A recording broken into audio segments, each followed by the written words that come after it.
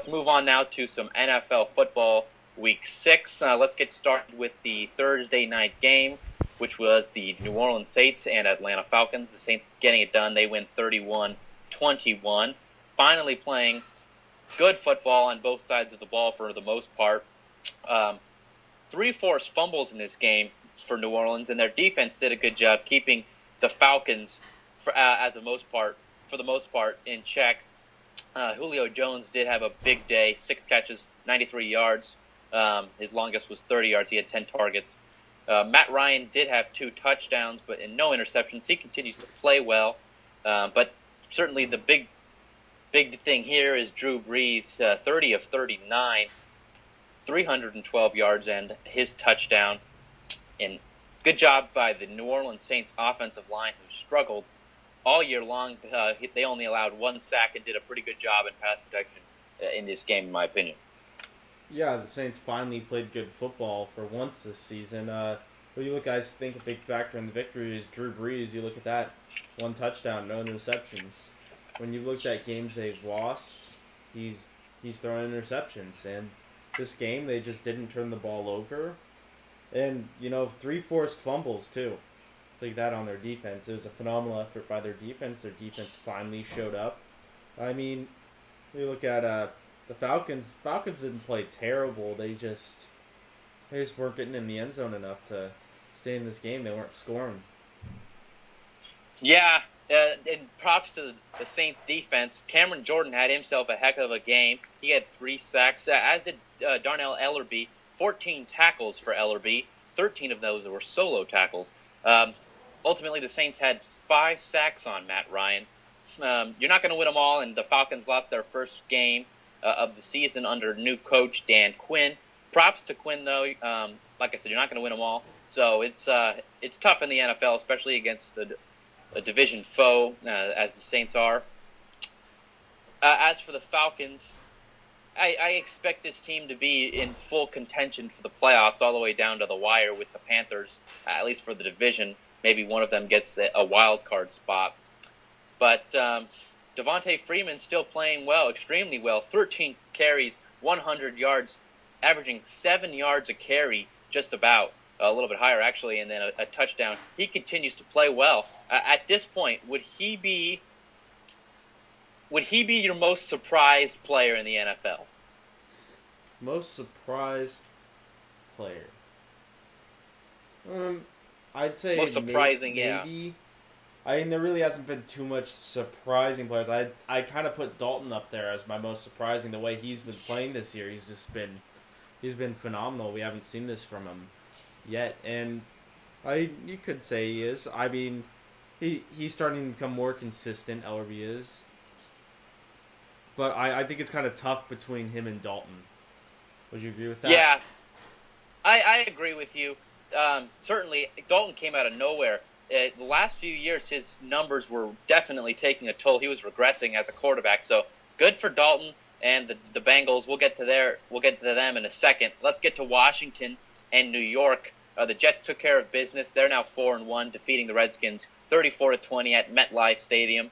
Brandon Marshall has now had, I believe, 5 straight games for over 100 yards receiving. Yeah, I mean, another aspect of this game to look at, Chris Ivory, 20 carries, 146 yards, 7.3 average, and a touchdown. This guy's been having success quietly this season. Oh, I haven't heard his name talked about by anyone. You got to contribute this to the Jets having this much success. He's been a big part of their success. And look at Brandon Marshall, too. Bears let him go. Everyone's kind of like, no, he's not going to be what he was. And, he's been great this season. He's been a consistent reliability for the Jets. Same with Chris Ivory. I think those two are the key to the team right now. Yeah, definitely. Marshall really compliments Fitzpatrick well. He was targeted 9 times in that game. As for Ivory, yes, quite the bruiser running back. He is definitely a guy that needs to touch that ball 20 times a game. As for this game in particular, I was really surprised about his ability to bounce outside and take plays, stretch plays out horizontally. He's such a downhill north-south runner, but in this game, his speed to the outside was really impressive. definitely a really good running back. I think he's one of my favorites in the NFL. I just like the way he runs, similar to Marshawn Lynch, his aggressiveness as a runner. How about the Jets' defense, though, in this game? Definitely, yeah, they get Sheldon Richardson back in this game, and, man, they had the Redskins' offensive line on ice skates for a majority of the game. I think really the only player who did well in this game was Trent Williams on that offensive line. But good performance by the Jets overall. They play New England next week. That should be a good matchup. Really good matchup, actually. They always play the Jets. The way they're looking right now, they may be able to upset them. I think so, too. Let me tell you why. The Jets play the Patriots always really, really tight. That's always a really good game. And this year they really do have the defense to stop New England. I think the Jets should win this game next week against New England, even though it is in Foxborough. The way they're playing right now, Fitzpatrick just doing a great job as a game manager, not making too many mistakes. He did throw an interception in that game that was intercepted by cornerback Bashad Breeland, who had quite the game. He had 3 total turnovers, including that interception. So he was a bright spot for a pretty dark Washington Redskins team on Sunday. Yeah, and once again, Jets 4-1. Moving forward, they look to be in prime position to make a playoff run. What do you think, Matt? Oh, absolutely. I think they're going to push for this division. Now, this Sunday is the biggest test they have all year going into Foxborough against a really good New England team, best team in my opinion. But look, I like the New York Jets. I like the way they play football. I like the running the football and playing just really good stout defense, similar to what they did with Rex Ryan at the helm. This is a team that I fully anticipate to push New England to, and certainly if they don't get the division, I expect a wild card spot from the Jets. Yeah, definitely. Moving on in games, let's go to Denver and Cleveland. Yeah, this was a scrappy game. Was a chippy football game for the most part. It took Peyton Manning 5 quarters to throw for 290 yards. He had 3 interceptions. Peyton Manning now has 7 touchdowns to 10 interceptions. He has a quarterback rating of 72.5. That's the lowest in his career. His rookie year, he had a 71.2. That was actually his lowest, excuse me. But apart from his rookie year, he's never had a lower regular season QBR rating. Struggles continue. This Denver team is getting lucky winning these games. They're getting big plays. Go ahead. Oh, they're phenomenally lucky. It's unreal how they've been able to win games. It's all been on their defense. I believe Denver's offense has been outscored by their special teams and defense this year. They have been by a wide margin as well. And something like 20 points. Yeah. Let's not take away anything from this Denver defense because they're spectacular. But look, come playoff time and come these big games, you're not going to get some of these big breaks, these pick sixes. They've had back-to-back pick sixes that have won them games. Last week against Oakland and then this week against the Browns. So, they easily could be 4-2 at this point. I mean, they could be 3-3. But look, I mean, these last week against Oakland and then this week against the Browns, they're getting these big plays. And offensively, they haven't done anything. They're not able to get anything generated. This week, they slowly started implementing Ronnie Hillman. He had 20 carries for over 111 yards. Finally, they get something going on in the running game. C.J. Anderson hasn't been able to do anything all season. As for the Browns, though, I feel bad for them because they're now in that game. Yeah, they gave it away. Yeah, McCown gave that football game away with those picks, in particular the one at the end that he just threw across his body. That was an ugly interception. Bright spot, though, Travis Benjamin, 9 catches, 117 yards, and tight end Gary Barnidge had 2 touchdowns, including 1 big one in the back of the end zone on T.J. Ward, I believe it was. So this Browns team has talent. They need better quarterback play ultimately, though. Yeah, and again, looking at how the Denver defense has scored all the points off the pick sixes, when they play Green Bay in Green Bay's week 8, because Green Bay's on a bye this week, Aaron Rodgers has not thrown a pick six since 2009, and that was the only pick six he has ever thrown. Holy moly. He's gone nearly 3,000 pass attempts. That's crazy. That's good stat. And that game was, I believe that was the year Aaron Rodgers made his first playoff appearance. Against the Cardinals? Yeah, that was that year, and they were on the road against Tampa Bay. And that was, I believe Tampa was 0-7 that time, and that was, I kind of remember that game, but there was one pick six, and it looked like it was a good run back, too. It wasn't just one blatantly thrown. So you can expect Denver's offense is going to have to be there for that game.